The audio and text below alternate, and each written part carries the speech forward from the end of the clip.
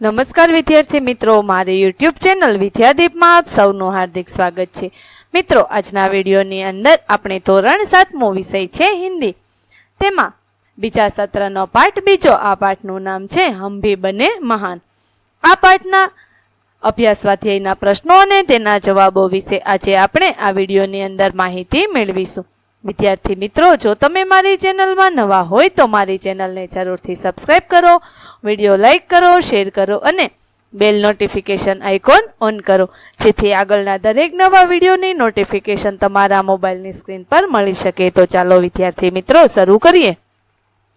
ધોરણ 7મો વિષય છે હિન્દી, તેમાં બીજા સેમેસ્ટરનો પાઠ બીજો। આ પાઠનું નામ છે હમ ભી બને મહાન। અભ્યાસ, તેમાં પહેલો પ્રશ્ન, निम्नलिखित प्रश्नों के उत्तर दीजिए। प्रश्न 1 નો પહેલો પ્રશ્ન, बच्चे को बचाने में देरी होती तो क्या होता? जवाब, बच्चे को बचाने में देरी होती तो बच्चा मोटर के नीचे आ जाता और मोटर उसे कुचल देती, बच्चा मर जाता। ત્યાર પછી બીજો પ્રશ્ન છે, दूसरों की जान बचाना हमारा कर्तव्य है, आप और किन बातों को अपना कर्तव्य समझते हैं? जवाब, दूसरों की जान बचाना हमारा कर्तव्य है, उसी तरह सच बोलना, चोरी न करना, देश की संपत्ति का जतन करना, समय पर टैक्स भरना, अंधों और लंगड़ों को मदद करना हमारा कर्तव्य है। तीसरा प्रश्न, मुख्य अतिथि को द्वार पर ही रोक देना सही था, क्यों? जवाब, मुख्य अतिथि को द्वार पर ही रोक देना सही था क्योंकि नियम छोटे बड़े, अमीर गरीब, राजा रंग सबके लिए समान होता है। ત્યાર પછી ચોથો પ્રશ્ન, आपको कहाँ कहाँ पर भेदभाव की नीतियाँ दिखाई देती है? जवाब, हमें बड़े बड़े समारंभों में, अमीरों के यहाँ, सरकारी दफ्तरों में भेदभाव की नीतियाँ दिखाई देती है। ત્યાર પછી पांचमो प्रश्न है, सफल होने के लिए हमें क्या करना चाहिए? जवाब, सफल होने के लिए हमें जीवन में एकाग्रता, अविरत अभ्यास, कठोर परिश्रम एवं लगन से काम करना चाहिए। छठो प्रश्न, आप किसको प्रामाणिक इंसान कहते हैं? जवाब, जो अपना कर्तव्य प्रामाणिकता से करता है, भेदभाव नहीं रखता, किसी के धन माल की लालसा नहीं करता, भ्रष्टाचार नहीं करता, उसे हम प्रामाणिक इंसान कहते हैं। ત્યાર પછી बीजो प्रश्न है, आपने कोई घटना या प्रसंग सुना हो या पढ़ा हो, उसे कक्षा में कहिए। कक्षा में प्रस्तुत की गई घटना या प्रसंग में से किसी एक को अपनी भाषा में लिखिए। लाल बहादुर शास्त्री जी के बचपन की घटना। नन्हे की उम्र 6 वर्ष की थी। वह एक दिन अपने कुछ मनचले साथियों के साथ एक बाग में घुस गया। वहाँ तरह तरह के फल फूल लगे हुए थे। नन्हे के साथी फल फूल तोड़ने में लग गए। मालिक को पता चला कि लड़कों की टोली बाग में घुस आई है। उसने जोर की आवाज लगाई। वह भागता हुआ उनके पास पहुंचा। नन्हे के साथी मालिक की आवाज सुनते ही एकदम से भाग गए। नन्हे ने 2-4 फूल तोड़े ही थे कि माली ने उसे पकड़ लिया और उसकी खूब मरम्मत की। नन्हे ने कहा कि तुम मुझे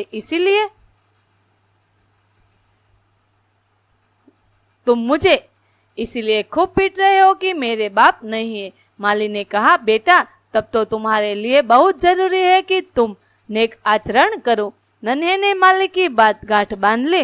वह सारी उम्र उस पर चलता रहा। नन्हे ने नेक आचरण के कारण इतनी प्रगति की कि वह एक दिन भारत का प्रधानमंत्री बन गया। ये हमारे स्वर्गस्थ प्रधानमंत्री लाल बहादुर शास्त्री थे। ત્યાર પછી प्रश्न नंबर 3 चर्चा कीजिए।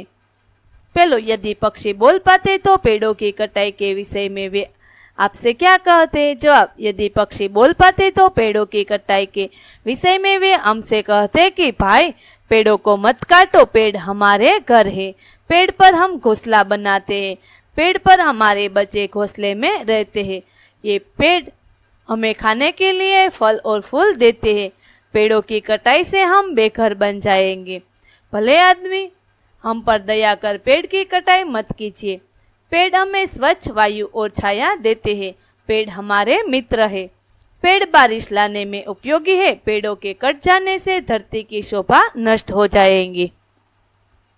ત્યાર પછી બીજો प्रश्न, यदि धरती बोल पाती तो मनुष्य के बारे में ईश्वर से क्या शिकायत करती? जवाब, यदि धरती बोल पाती तो मनुष्य के बारे में ईश्वर से शिकायत करती कि यह मनुष्य स्वार्थी है।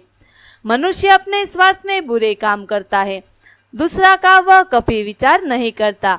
उसने मुझे भी तोड़ना नहीं छोड़ा। यही मनुष्य अपने स्वार्थ से मुझ पर जो पेड़ है उसको काट रहा है। मुझ धरती पर भी कल कारखानों का गंदा पानी डालकर मेरा नाश कर रहा है। हे प्रभु, इसी मनुष्य ने मुझको बांट दिया है। ત્યાર પછી પ્રશ્ન નંબર 4, નિમ્નલિખિત પરિચ્છેદ को पढ़िए और लिखिए। વિદ્યાર્થી મિત્રો, આ ફકરો આપેલો છે જે તમારે વાંચી અને સુંદર અક્ષરે લખવાનો છે। ત્યાર પછી પ્રશ્ન નંબર 5, निम्नलिखित परिच्छेदों में उचित विराम चिन्ह लगाकर बनाइए। तो અહીં આપણે જે ફકરાઓ આપેલા છે તેમાં યોગ્ય વિરામ ચિહ્નો મૂકી અને ફકરો ફરીથી લખ્યો છે, જે તમારે પેલો ફકરો અને બીજો ફકરો આ પ્રમાણે યોગ્ય વિરામ ચિહ્નો મૂકી અને લખી લેવાના છે।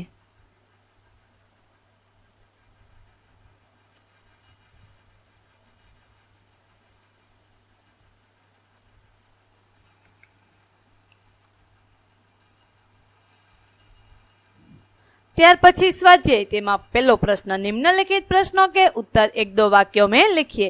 पहलो प्रश्न है, लड़के ने रोने का क्या कारण बताया? जवाब, लड़के ने रोने का कारण बताते हुए कहा कि मेरी चवन्नी कहीं गिर गई है, अब मेरी माँ मुझे बहुत पीटेंगी। बीजो प्रश्न, नरेंद्र बड़ा होकर किस नाम से प्रसिद्ध हुआ? जवाब, नरेंद्र बड़ा होकर स्वामी विवेकानंद के नाम से प्रसिद्ध हुआ।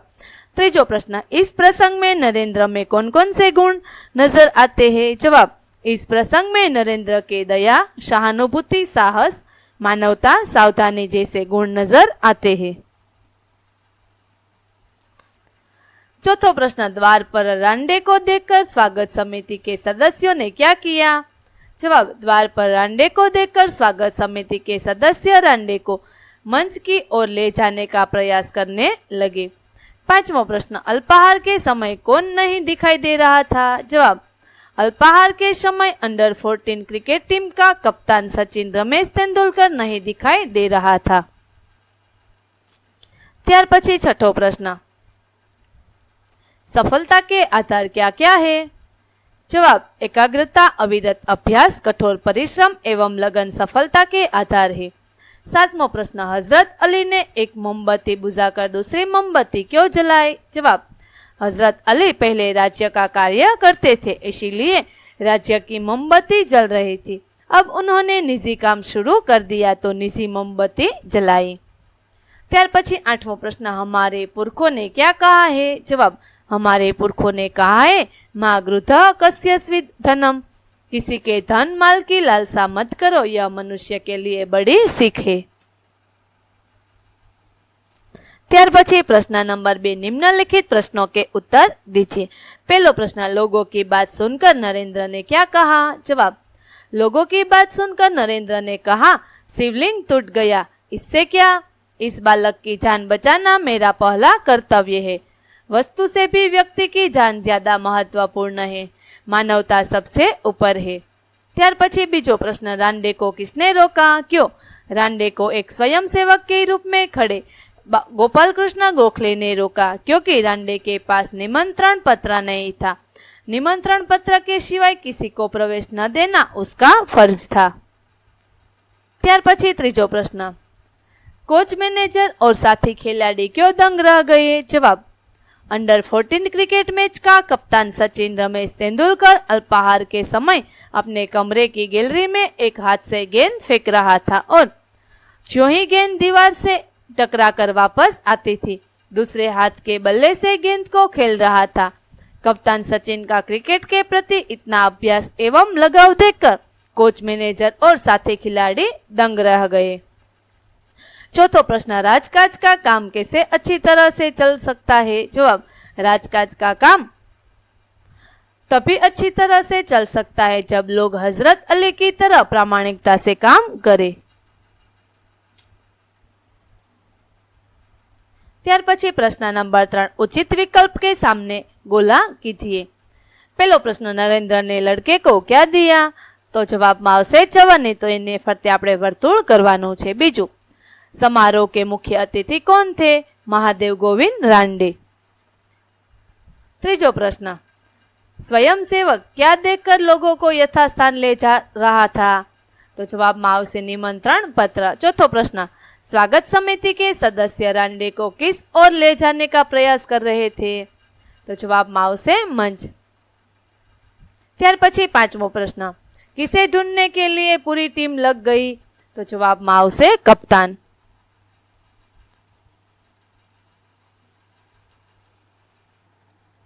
त्यार पछी प्रश्न नंबर 4, कोष्टक में से शब्दों को चुनकर समानार्थी शब्दों की जोड़ियां बनाइए और उनका वाक्य में प्रयोग कीजिए। तो चालो आपणे समानार्थी जोड़ी बनावी छे अने तेना वाक्यो बनाव्या छे ते जोईए। पहलो शब्द कामयाबी, तो तेनो समान शब्द थशे सफलता। वाक्य, कल्पना चावला ने अंतरिक्ष यात्रा में कामयाबी हासिल की थी। बीजू वाक्य, सचिन रमेश तेंदुलकर ने क्रिकेट मैच में सफलता प्राप्त की। त्यार पछी बीजो शब्द छे जांच, तो तेनो समानार्थी शब्द परीक्षण। वाक्य, राजा हिसाब की जांच करने राजमहल गए। बीजू, सभी शिक्षक परीक्षण कार्य में लगे थे। त्यार पछी त्रीजो ख्याल, तो तेनो समानार्थी शब्द थशे विचार। वाक्य, राजा को चोर का ख्याल आया। बीजू, राजा को चोर का विचार आया। त्यार पछी चौथो शब्द छे अमीर, तो तेनो समानार्थी शब्द धनवान। गांव के मुखिया अमीर आदमी है, धनवान गरीबों को लूट रहे। पांचमो शब्द नुकसान, तो तेनो समानार्थी शब्द हानि। सेठ को रुई के व्यापार में बहुत नुकसान हुआ, लाखा को व्यापार में बहुत हानि हुई। त्यार पछी छठो शब्द छे विख्यात, तो तेनो समानार्थी शब्द प्रसिद्ध। वाक्यो, सोमनाथ का मंदिर जग विख्यात है, आगरा का ताजमहल प्रसिद्ध है। विद्यार्थी मित्रों, अहीं आपणे धोरण 7मो विषय छे हिंदी, तेमां पाठ बीजो हम भी बने महान आ पाठना अभ्यास स्वाध्यायना प्रश्नों अने जवाबो पूरा करीए छीए। आगळना पाठना अभ्यास स्वाध्यायना प्रश्नों अने जवाबो मेळववा माटे मारी चेनलने जरूरथी सब्सक्राइब करो।